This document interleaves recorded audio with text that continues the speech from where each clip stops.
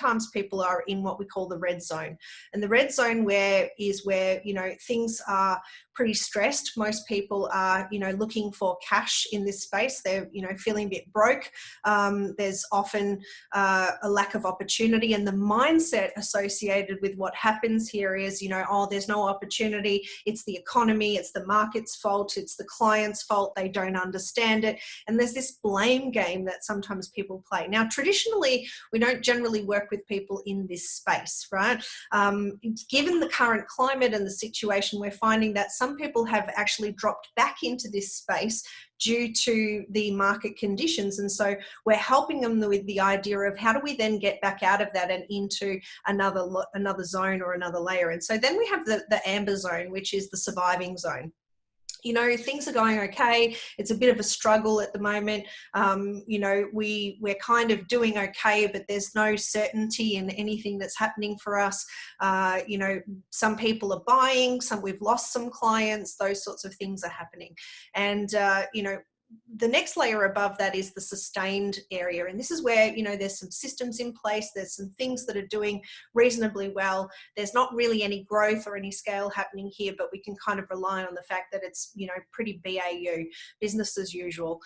And then, of course, the layer above that, you know, is the layer where we want to sort of jump up beyond what's just good enough. And that is the succeeding layer. And this is where, you know, there's a plan for growth, there's scale, there's the ability to reach out to new markets, look at different pivots and things like that. Now, in the marketplace at the moment, I've had at least 200 calls with prospects, people who have been clients in the past, have attended trainings with us in the past, with people just connecting with them, looking for different angles on how they're approaching what they're doing in their business at the moment. Because wherever you were in that pyramid, whether you're in the red zone, whether you're in the orange zone, whether you're in the green zone, a lot of people are finding that what they were doing 6 weeks ago is either not relevant right now, or they've had to look at ways that they can be adaptive or adaptable and flexible in that approach. And so,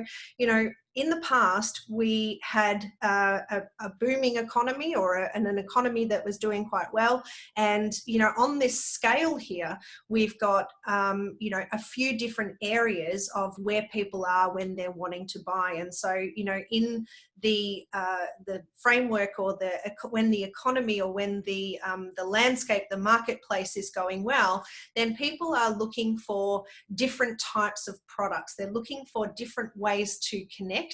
They're looking for a different product layout. And so, you know, whether you're a service provider or whether you're offering a product, then ultimately, you know, people come to you at various different stages. And so up on the, you know, the high end where there's, you know, a booming opportunity where people are, you know, they're doing well, they're looking for ways that they can prevent things from going wrong or extend or look for ways to develop further.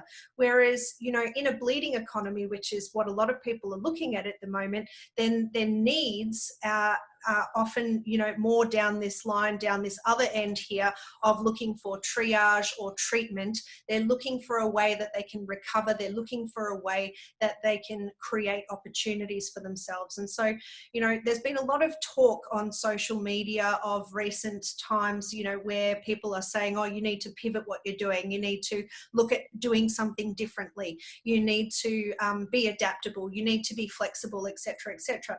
But no one's really giving a lot of detail around how we do that. And so over the course of the next couple of days, we're going to be going through a few different things around how we can change the approach, keep the pipeline active, keep the relationships going, connect with people in a way that we can serve, but also in a way that we can create win-win outcomes. Because you see, while the product that you had previously may have been about preventing risks or, you know, looking at ways that people could grow and extend, the psychology of the buyer has changed significantly in the sense that people are looking to put things on hold. They're looking to wait. And so what we often find is that there's people going from a development mindset to being, let's wait and see. And so from a psychology point of view, we have, when there's a crisis, people do fight, flight, or freeze. And so in most cases, there's a lot of people who were previously wanting to make buying decisions, have conversations, they're in freeze mode now. And so when I've been having these calls with people and connecting with them about what's actually happening, many of them have been reporting about the fact that people are not saying no, they're just saying not right now, or they're saying things like, we don't have the budget, or we don't have the sign off, and they're getting lots and lots of objections.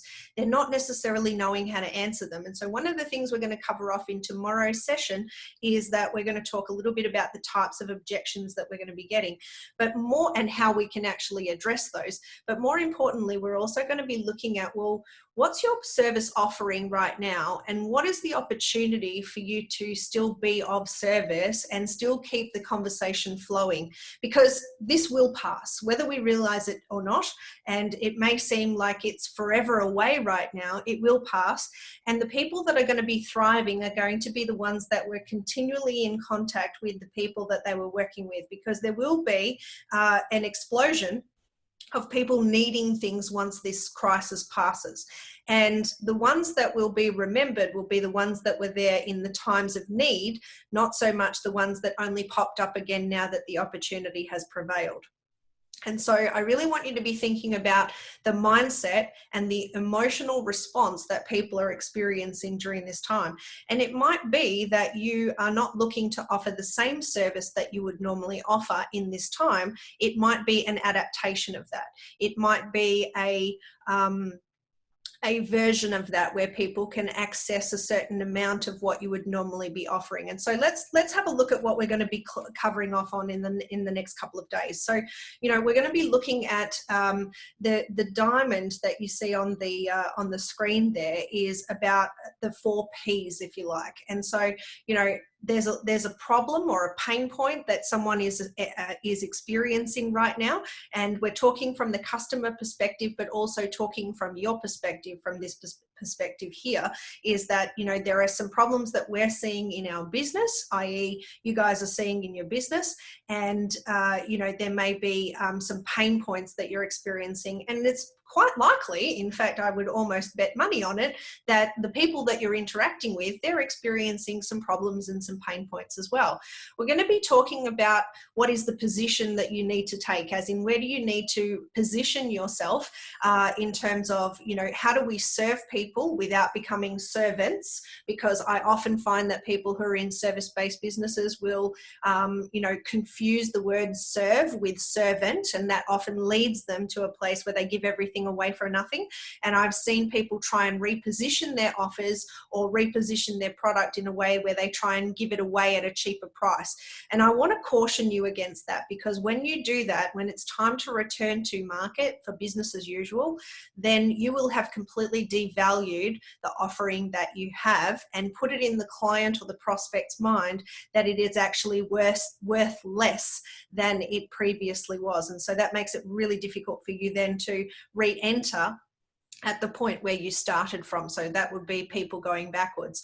And so over that, we're also looking at how do we pivot? How do we actually pivot? And we do so with congruence. We do so with, you know, making sure that we're problem solving and revisiting the model of the world that your prospects and your clients are in. We're going to look a little bit at your mindset as well, you know, and this is a foundation shift in terms of what was your mindset then versus what is it now? Because there's a lot of people that are trapped in this idea that, you know, things are bad and they're only going to get worse and that there's nothing they can do about it, and that's actually not true. We have clients who are in industries where it's thriving and they've been busier than they ever have been. We have people who are entering into markets where there's opportunity and need, and we also have people who are still fostering great relationships with people and doing business in a slightly different way, considering their willingness to actually be flexible and to pivot in that way. So we'll also look at action in motion in terms of the momentum in your pipeline and making sure we're keeping that open, which is really about performance. And so, you know, remember that effectively people are hardwired to resist.